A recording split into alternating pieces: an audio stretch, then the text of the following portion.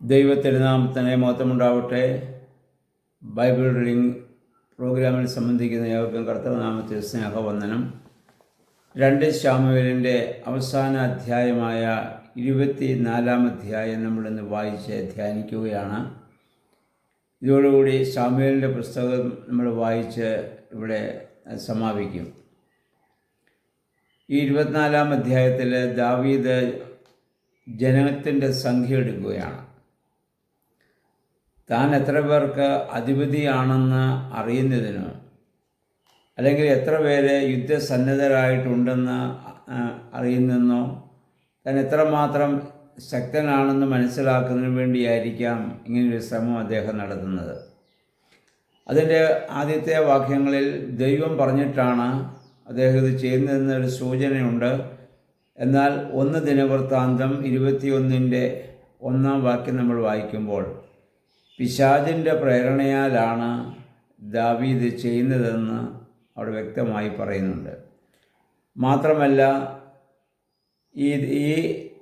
ഇതിൻ്റെ 10-ാം വാക്യത്തിലേക്ക് നമ്മൾ വരുമ്പോൾ ഈ ജനസംഖ്യ എടുത്തു കഴിയുമ്പോൾ ദാവീദിന് മനസ്സാക്ഷിക്കുത്തുണ്ടായെന്നും അവൻ ദൈവസന്നിധിയിൽ അനുദപിച്ച് പ്രാർത്ഥിക്കുന്നതായി നമ്മൾ കാണുന്നുണ്ട്.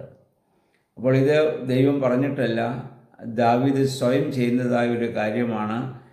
ദൈവം പറഞ്ഞിട്ടാണെന്ന് അദ്ദേഹം വെറുതെ ഇത് പറഞ്ഞു എന്ന് മാത്രമേ ഉള്ളൂ. അദ്ദേഹത്തിൻ്റെ മനസ്സിലുണ്ടായ ഒരു ചിന്ത അദ്ദേഹം ചെയ്തു എന്നുള്ളത് ദൈവസന്നിധിയിൽ ഒരു വലിയ ഒരു കുറ്റമായിട്ട് പിന്നീട് മാറുകയും ചെയ്യുകയാണ്. അപ്പോൾ ആ സൈന്യാധിപനായ യോബാബ് ഇത് ദാവീദിനോട് പറയുന്നുണ്ട്, ഇതിൻ്റെ ആവശ്യമില്ല, ഇങ്ങനെ ചെയ്യരുതെന്ന്. നമുക്കറിയാം, യോബാബിന് ദാവീദിൻ്റെ അത്രയും ദൈവാനുഭവമുള്ള ഒരു മനുഷ്യനല്ല, ഒരു സൈന്യാധിപനാണെന്ന് മാത്രമേ ഉള്ളൂ. എങ്കിലും ദാവീദിൻ്റെ കൂടെ ഇത്രയും നാൾ കൂടെ നിന്ന് പ്രവർത്തിച്ചതിൻ്റെ ഒരു ഫലമായിരിക്കാം അദ്ദേഹത്തിന് അങ്ങനെയെങ്കിലും പറയാൻ സാധിച്ചത്. പക്ഷേ ദാവീദ് കേൾക്കുന്നില്ല. അദ്ദേഹം അങ്ങനെ എണ്ണ എടുക്കാൻ തന്നെ അവിടെ തീരുമാനിക്കുകയാണ്. അങ്ങനെ ജനത്തെ കൊണ്ട് എണ്ണ അവിടെ എടുപ്പിക്കുന്നു. 9 മാസവും 20 ദിവസം കൊണ്ട് ജനത്തിന് എണ്ണമെടുത്തു. അതനുസരിച്ച് ഇസ്രായേലിൽ 8 ലക്ഷവും യഹൂദ്യയിൽ 5 ലക്ഷവും, അങ്ങനെ 13 ലക്ഷം യുദ്ധസന്നദ്ധരായ യുദ്ധത്തിന് കഴിവുള്ള ആളുകളുണ്ടെന്ന് അവർ മനസ്സിലാക്കി. അതല്ലാതെ ധാരാളം ആളുകളും സ്ത്രീകളും കുട്ടികളും പുരുഷന്മാരൊക്കെ വേറെയുണ്ട്. അപ്പോൾ തൻ്റെ സൈന്യം എത്രമാത്രം ബലവത്താണെന്ന് അറിയുന്നതിന് വേണ്ടിയാണ് ദാവീദ് ഇപ്രകാരം ഒരു കാര്യം ചെയ്തത്. ജനസംഖ്യ എടുത്തു കഴിഞ്ഞപ്പോൾ ദാവീദിന് മനസ്സാക്ഷിക്കുത്തുണ്ടായെന്നും അവൻ ദൈവസന്നിധിയിൽ അനുദപിച്ച് പ്രാർത്ഥിച്ചതായി നമ്മൾ വായിക്കുന്നുണ്ട്. ദാവീദിനുള്ള ഒരു ഗുണം അതാണ്. അവന് ഒരു ഇനിയും സാഹചര്യ സമ്മർദ്ദം കൊണ്ടോ ബലഹീനതകൾ കൊണ്ടോ തെറ്റുകളൊക്കെ ചെയ്താലും ദൈവസന്നിധി യഥാർത്ഥമായിട്ട് പിന്നെ പശ്ചാത്തപിക്കുന്ന ഒരു മനോഭാവം ദാവീദിൽ നമുക്ക് കാണാൻ സാധിക്കുന്നുണ്ട്. ഇത് നമുക്ക് മാതൃകയാക്കാവുന്നതാണ്. നമ്മളും സാഹചര്യ സമ്മർദ്ദം കൊണ്ടോ അല്ലെങ്കിൽ മാനുഷിക ബലഹീനതകൾ കൊണ്ടോ നമുക്കുമൊക്കെ കുറവുകൾ സംഭവിക്കാം. എന്നാൽ അങ്ങനെ സംഭവിച്ചാൽ ദൈവസന്നിധിയിൽ ഏറ്റുപറയാനും പശ്ചാത്തപിക്കാനുള്ള മനോഭാവം നമുക്കുണ്ടാകണം. പഴയ നിയമകാലം നമുക്കറിയാമല്ലോ, തെറ്റ് ചെയ്യുന്നവന് ശിക്ഷ ഉടനെ തന്നെ നൽകുന്നവനാണ് ദൈവം. അപ്പോൾ ദാവീദിനോട് അങ്ങനെ ഒരു മനസ്സാക്ഷിക്കുത്തുണ്ടായി. അപ്പോൾ നമ്മൾ വായിക്കുന്നത് ദാവീദിൻ്റെ ഒരു പ്രവാചകനുണ്ടായിരുന്നു, ഗാദ്. അദ്ദേഹത്തോട് യഹോവയായ ദൈവം പറഞ്ഞു, നീ ദാവീദിനോട് ചെന്ന് പറയണം, 3 രീതിയിലുള്ള ശിക്ഷയുണ്ട്, അത് ഏത് വേണമെങ്കിലും നിനക്ക് സ്വീകരിക്കാം. 1, 3 വർഷം നിൻ്റെ രാജ്യത്ത് കഠിനമായ ക്ഷാമം ഉണ്ടാകും. 2, 3 മാസം നീ ഒളിവിൽ ഇത് പാർക്കേണ്ടി വരും, ശത്രുക്കളെ ഭയപ്പെട്ട്. 3 ദിവസം നിൻ്റെ ആ രാജ്യത്ത് പകർച്ചവ്യാധി ഉണ്ടാവും. ഇതിലേത് വേണമെന്ന് പറഞ്ഞാൽ നീ പറഞ്ഞുകൊള്ളാൻ ഈ യഹോവയായ ദൈവം പറഞ്ഞതായിട്ട് ഇപ്പോൾ ഈ പ്രവാചകൻ ദാവീദിനെ വന്ന് അവിടെ അറിയിക്കുന്നുണ്ട്. അപ്പോൾ ദാവീദ് പറയുന്ന ഭാഗമുണ്ട്, അത് ഞാനല്ല, ദൈവം തന്നെ അത് ചെയ്യട്ടെ. ദാവീദ് അതൊന്നും എടുത്തില്ല.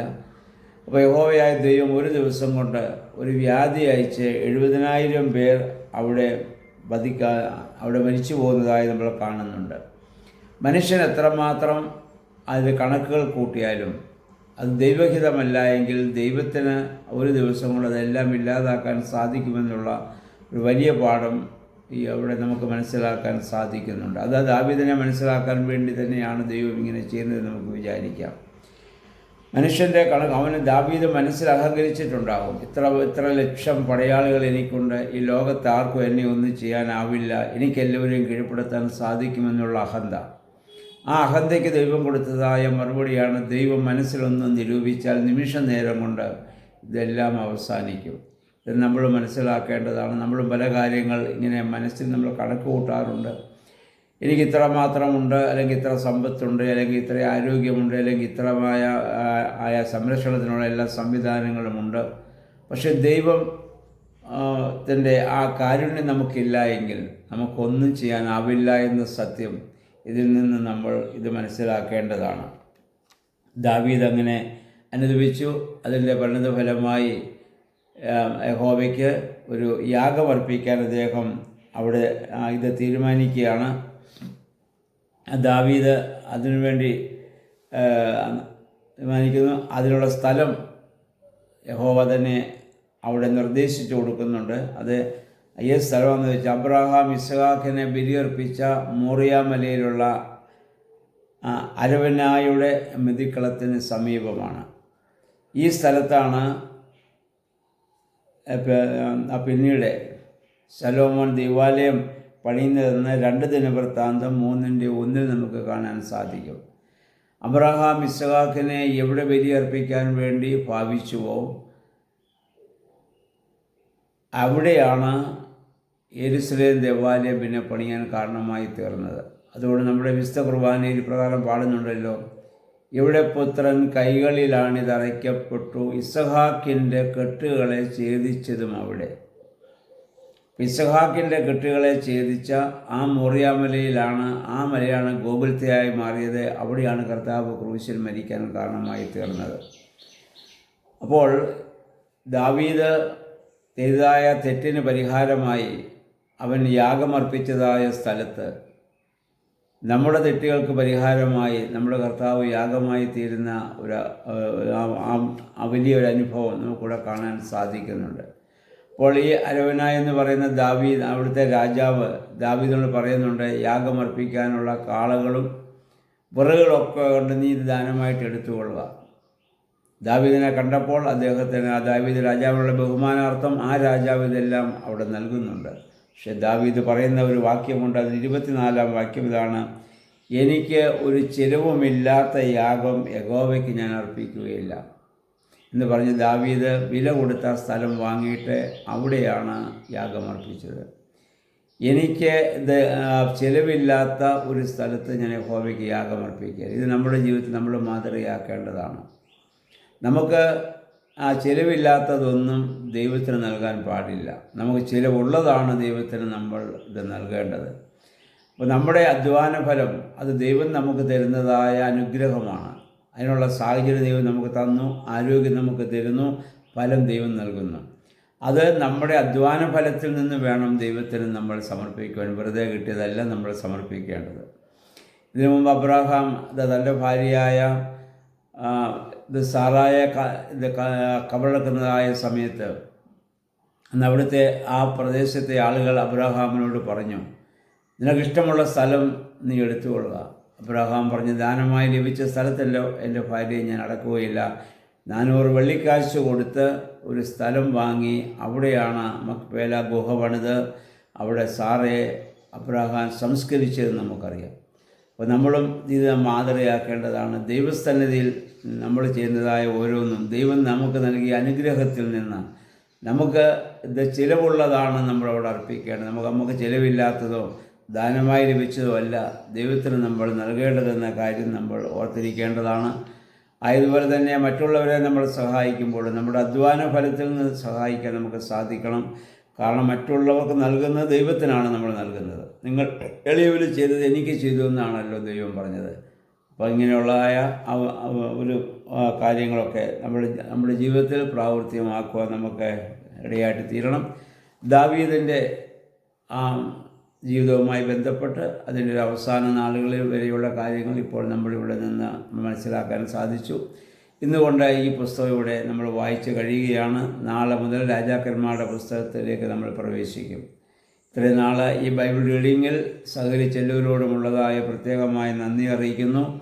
ഇനിയും നമ്മളൊരു പുതിയ പുസ്തകത്തിലേക്ക് പ്രവേശിക്കുമ്പോൾ നിങ്ങൾ മറ്റുള്ളവരെ നിങ്ങളുടെ കഴിവിൽ പരമാവധി പ്രേരിപ്പിക്കുകയും എല്ലാവരും വേദപുസ്തകം വായിക്കുവാനുള്ളതായ ഒരു ക്രമീകരണം ചെയ്യുകയും ചെയ്യണം. നമ്മൾ നേരിട്ട് അറിയിക്കുന്ന ഒരു സുവിശേഷം തന്നെയാണ് മറ്റുള്ളവരെ ഇങ്ങനെ ദൈവവചനം വായിക്കുവാൻ ഇത് പ്രേരിപ്പിക്കുക.